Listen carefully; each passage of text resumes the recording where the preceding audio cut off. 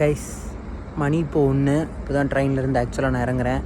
இது மாதிரி அதாவது பிளாட்ஃபார்மில் யாருமே இல்லை, 1 மணிக்கு யாருமே இருக்க மாட்டாங்கடா அப்படின்னு சொல்லாதீங்க.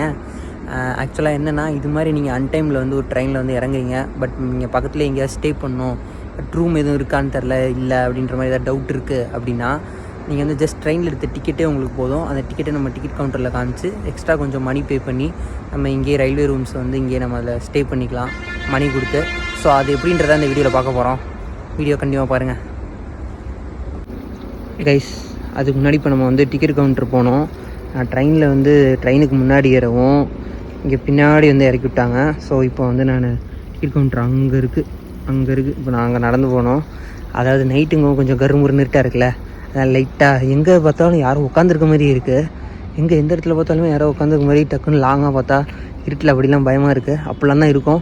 பட் பயப்படாமல் நீங்கள் வந்து டிக்கெட் கவுண்டர் போயிட்டீங்கன்னா அப்புறம் நீங்கள் இந்த டிக்கெட்டை காமிச்சு வாங்கி ரூம் எடுத்துக்கலாம். வாங்க அது என்னென்னு பார்க்கலாம். கைஸ் ரூம் எடுத்தாச்சு.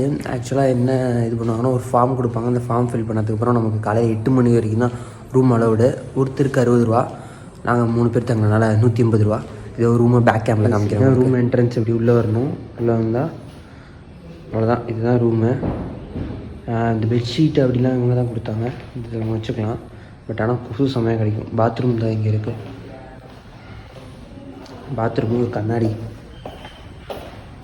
இது பாத்ரூம், ஒரு குளிக்கிற பாத்ரூமு, 2 இது அது மாதிரி வந்துடுது. ஸோ சார்ஜர் எல்லாமே வேலை செய்யுது. ஃபேனு 2 ஃபேன் தான் ஓடிச்சு. பட் இருந்தாலும் ஓகே தான் நைட்டு ஸ்டே பண்ணுறதுக்கு. காலையில் 8 மணி வரைக்கும் தான்.